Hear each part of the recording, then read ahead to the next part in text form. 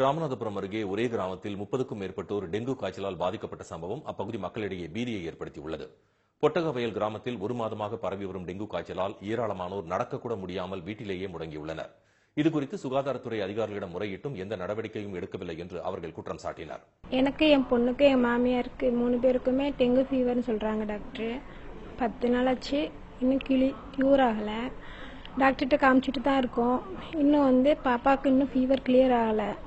ஹாஸ்பிட்டலில் காமிச்சிட்டு தான் இருக்கோம். இன்னும் சாப்பிட முடியல, இன்னும் வாமிட் பண்ணிட்டு இருக்கா. இப்போ தான் டாக்டர் டெங்கு ஃபீவர்னு சொல்லியிருக்காங்க. ரொம்ப முடியாமல் ஆஸ்பத்திரி கொண்டு போய் காட்டி எனக்கு ரொம்ப இதாக இருக்குது. மறுபடியும் கொண்டு போய் காட்டி பாட்டில் போட்டு ஒன்றும் சாப்பாடு சாப்பிட்ணும், எதுவும் சாப்பிட முடியல.